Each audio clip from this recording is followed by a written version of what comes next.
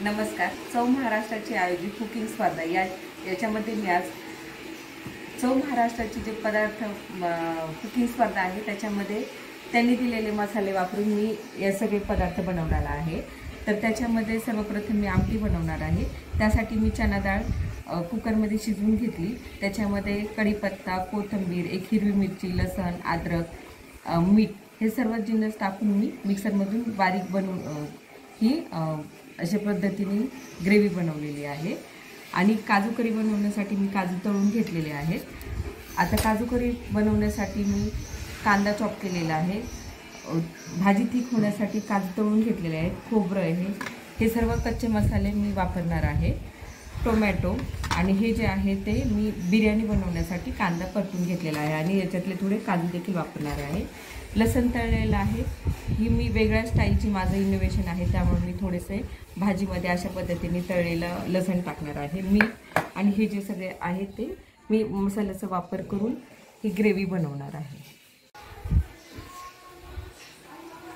चव महाराष्ट्राची आयोजित कुकिंग स्पर्धा याच्यामध्ये मी आज काजू करी आणि आमटी बनवणार आहे।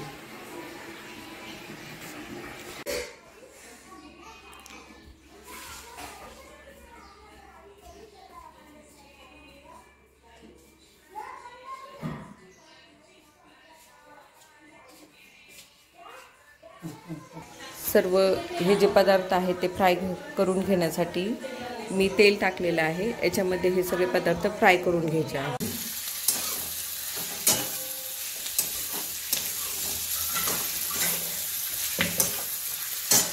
आता हे चांगलं ब्राऊन झालेलं आहे।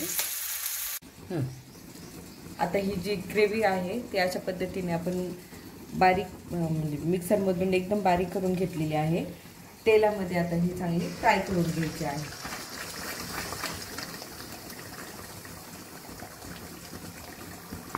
आणि ही ग्रेव्ही चांगली फ्राय झाल्यानंतर आपण त्याच्यामध्ये चव महाराष्ट्राचा 5 मसाला आणि गरम मसाला वापरून आणि त्याच्यामध्ये बेडगी मिरची वापरून मी ही काजू करीची भाजी बनवणार आहे। आता याला चांगलं सोनेरी होईपर्यंत हलवत राहायचं आहे। आता ही अशा पद्धतीची आमटी बनवलेली आहे। हिरवा मसाला चव महाराष्ट्राची वापरून आणि घरचा बनवलेला काळा मसाला। आता ही ग्रेव्ही पूर्णपणे चांगली फ्राय झालेली आहे। आपण याच्यामध्ये चव महाराष्ट्राची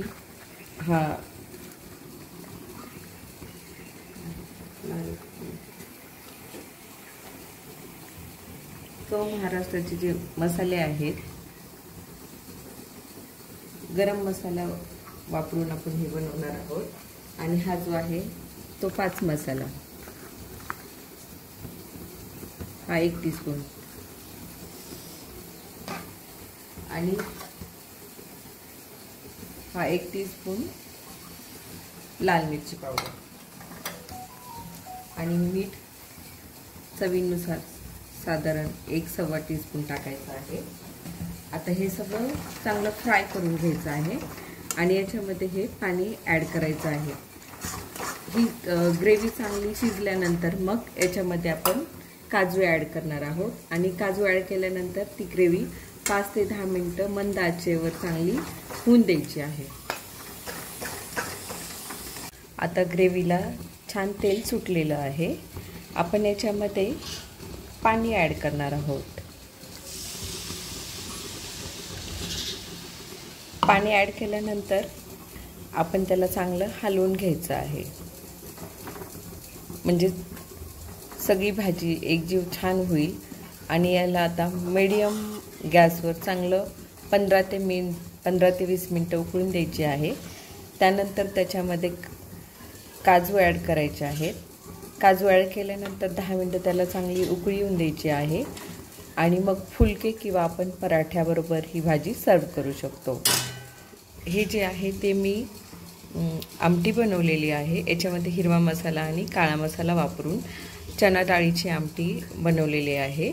याच्यामध्ये आलं, लसण, हिरवी मिरची, कोथिंबीर, कढीपत्ता, चना डाळ, हे चना डाळ शिजवून घेतल्यानंतर हे सर्व पदार्थ धुवून स्वच्छ कांदा वगैरे हे सगळ्या गोष्टी स्वच्छ कापून मग फ्राय करून घेतलेलं आहे आणि त्याच्यामध्ये हे सगळं ॲड केलेलं आहे. मिक्सरमधून बारीक केल्यानंतर मग त्याला हे मसाले वापरून फोडणी दिलेली आहे.